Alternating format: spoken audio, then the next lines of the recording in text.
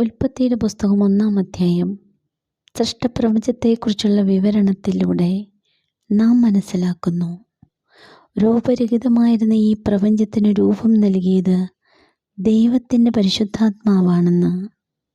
ഇന്ന് മനുഷ്യൻ്റെ അത്യാർത്തിയും ചൂഷണവും യുദ്ധവും താൻ പോരിമയും പ്രകൃതിക്ഷോഭവും ഭീകരപ്രവർത്തനങ്ങളുമെല്ലാം ഭൂമിയെ തച്ചുടയ്ക്കുമ്പോൾ, വിഷലിപ്തമാക്കുമ്പോൾ, വാസയോഗ്യമല്ലാതാക്കി തീർക്കുമ്പോൾ ഈ ലോകത്തിനൊരു നവീകരണം ആവശ്യമാണെന്ന് നാം മനസ്സിലാക്കുന്നു.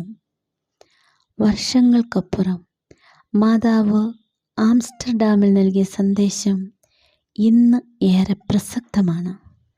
ക്രിസ്തുനാഥ, പിതാവിൻ്റെ പുത്ര, അങ്ങയുടെ അരൂപിയെ ഇപ്പോൾ ഭൂമിയിലേക്ക് അയക്കണമേ.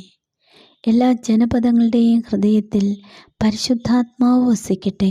അതുവഴി ധാർമ്മിക അധഃപതനം, ദുരന്തങ്ങൾ, യുദ്ധം ആദിയായവയിൽ നിന്നും അവർ സംരക്ഷിക്കപ്പെടട്ടെ. ഒരിക്കൽ മറിയമായിരുന്ന സർവ്വജനപദങ്ങളുടെയും നാഥ, നമ്മുടെ അഭിഭാഷകയായിരിക്കട്ടെ. ആമേൻ. ഈ പ്രാർത്ഥന ദിവസേന പല പ്രാവശ്യം ചൊല്ലണമെന്നാണ് മാതാവ് ആവശ്യപ്പെടുന്നത്.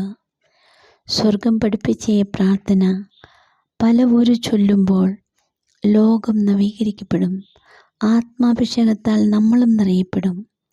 മാതാവിലൂടെ സ്വർഗം നൽകുന്ന ഈ സന്ദേശം ഹൃദയത്തിൽ ഏറ്റുവാങ്ങി സാധിക്കുന്നിടത്തോളം ഈ പ്രാർത്ഥന ചൊല്ലി പരിശുദ്ധാത്മാവിനെ നമുക്ക് ഈ ഭൂമിയിലേക്ക് ക്ഷണിക്കാം. അതിനായി എല്ലാവരെയും അനുഗ്രഹിക്കട്ടെ. ആമേൻ.